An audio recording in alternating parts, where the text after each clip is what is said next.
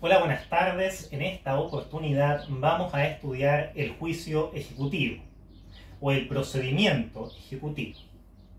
Bien, partamos con su definición. Como principio general puede decirse que el procedimiento ejecutivo es el instrumento establecido por el legislador que permite, a través de una sustanciación o una tramitación ágil, obtener una solución del crédito o una solución de la obligación plasmada en un título que reúne ciertas características especiales que nosotros vamos a denominar título ejecutivo. El fundamento del juicio ejecutivo es la existencia de una obligación indubitada, es decir, una obligación sobre la cual no merece ningún tipo de dudas. Esta obligación es indubitada en la medida que consta en un título ejecutivo. El legislador parte de la base de que existe una presunción de verdad, o si se quiere, una presunción de veracidad acerca de la existencia de una obligación que por el hecho de constar en un título ejecutivo, esta tiene. O sea, el legislador, reitero, parte de la base de que existe una presunción de verdad acerca de la existencia de una obligación por el hecho de constar esta precisamente en un título ejecutivo. En el caso de que se trate de un derecho dudoso o disputado, no demostrado de modo fehaciente, va a ser necesario que previamente se le establezca y se le determine en términos estrictos. Esto normalmente se va a realizar a través de un juicio de lato o conocimiento, un juicio de conocimiento extendido, como por ejemplo el procedimiento ordinario de mayor cuantía. Nuestra jurisprudencia o nuestros tribunales han sostenido que el procedimiento ejecutivo en general tiene por objeto perseguir el cumplimiento de ciertas obligaciones de carácter indubitable que han sido convenidas por las partes de una forma fehaciente, o bien estas obligaciones han sido declaradas por la justicia en los casos y con las solemnidades que establece expresamente el legislador.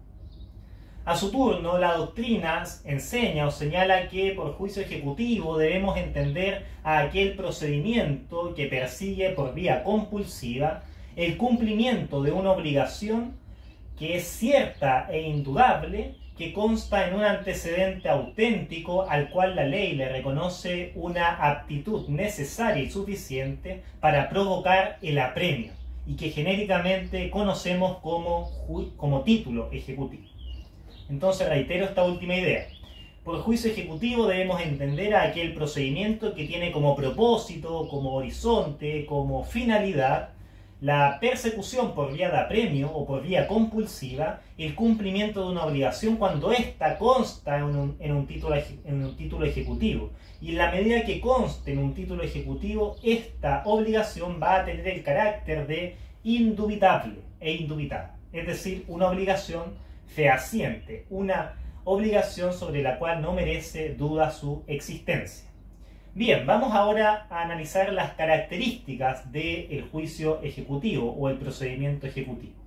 En primer lugar, debemos señalar que se trata de un juicio especial.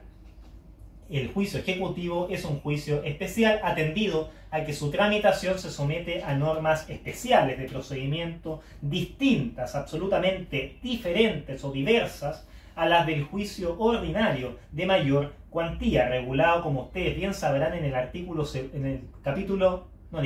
libro segundo del Código de Procedimiento Civil. En cambio, el procedimiento ejecutivo se regula en el libro tercero del Código de Procedimiento Civil, el libro acerca de los procedimientos civiles especiales.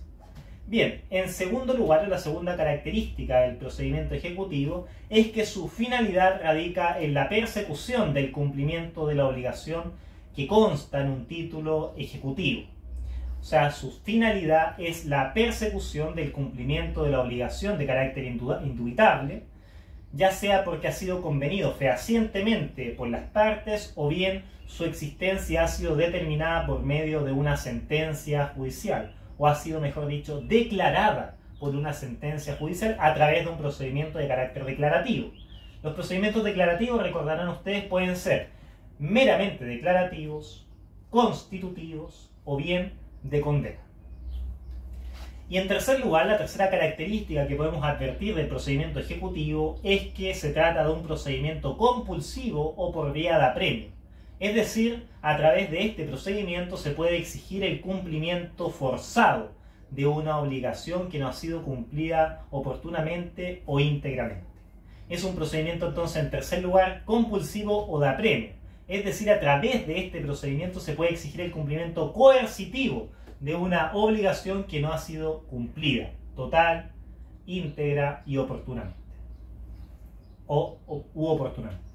Bien, vamos ahora a la última sección de esta exposición. ¿Cuál es el fundamento del juicio ejecutivo? ¿Cuáles son las razones que justifican la existencia de este procedimiento de ejecución? Bien, el fundamento de este tipo de procedimiento reside por una parte en el deseo de obtener el oportuno disfrute del derecho declarado en una sentencia o reconocido en algún otro título ejecutivo. Ese sería el primer fundamento.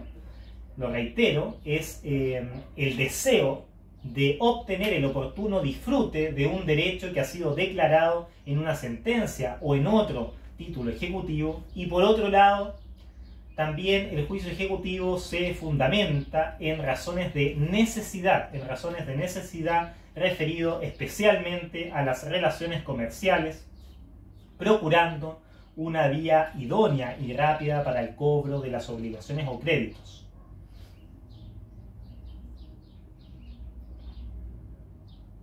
La finalidad primordial, como ya hemos repetido, del juicio ejecutivo es obtener por el acreedor el cumplimiento forzado de una obligación que total o parcialmente ha sido incumplida por el deudor. La diferencia entre el juicio ejecutivo con el juicio ordinario es que el juicio ordinario tiende a la declaración de un derecho cuya existencia aparece controvertida o dudosa. En cambio, en el juicio ejecutivo solamente se persigue la ejecución de un derecho preestablecido o de una obligación ex ante que tiene el carácter de indubitable o de fehaciente. Para iniciar el juicio ejecutivo se requiere la existencia previa de un título, al cual la ley le atribuye el denominado mérito ejecutivo. Esto es un documento o antecedente que deje constancia de manera fehaciente, de manera veraz, de la existencia de la obligación misma. Ejemplo típico de esta clase de títulos es la sentencia definitiva pronunciada en un juicio declarativo anterior. En la estructura del juicio ejecutivo, por el solo hecho de que el acreedor presente el título ejecutivo a través de una demanda ejecutiva, el tribunal queda facultado, queda licenciado para ordenar que se despache el mandamiento de ejecución en embargo en contra del deudor. Pero también se le posibilita al deudor de ese modo para que pueda oponer las excepciones que establezca o que determine como necesarias. Entonces, por un lado, se licencia al tribunal para que realice el despache ese mandamiento de ejecución en embargo, y por otro lado se licencia al deudor para que pueda oponerse a la ejecución, dando sustento, dando cabida, por supuesto, al principio contradictorio que ha de estar presente en todo procedimiento judicial. Bien, en la oposición, dicho sea de paso, en la oposición de la ejecución, el demandado o ejecutado puede deducir todas las excepciones que contempla el legislador en el artículo 464 del Código de Procedimiento Civil, y en ella puede manifestar todas las razones, tanto de hecho como de derecho, que ha tenido para no cumplir con la obligación. Entonces, en la oposición de la ejecución, el demandado o ejecutado, o deudor, si se quiere, puede esgrimir todas las razones de hecho o de derecho que ha tenido para el no cumplimiento de su obligación. Esta finalidad, la finalidad del juicio ejecutivo, se manifiesta por la existencia de dos procedimientos internos, llamémoslos así, entre comillas. Por un lado, el procedimiento principal o procedimiento ejecutivo, que se materializa a través del cuaderno principal o cuaderno ejecutivo, en donde se ventila todo el aspecto contencioso del procedimiento. Las pugnas, las oposiciones, etc. Todo ello se evidencia en el cuaderno principal.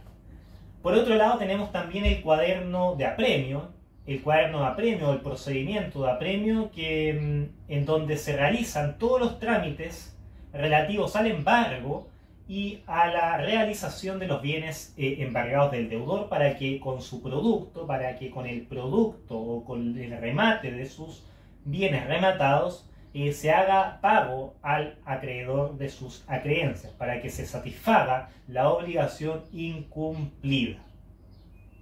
Bien, con esto entonces concluimos esta primera cápsula en torno al estudio del juicio ejecutivo, en donde estudiamos en primer término su definición, luego sus características y por último el fundamento axiológico que subyace a esta importante institución. Espero, por supuesto, les haya servido esta exposición y nos vemos en una próxima oportunidad. Hasta pronto.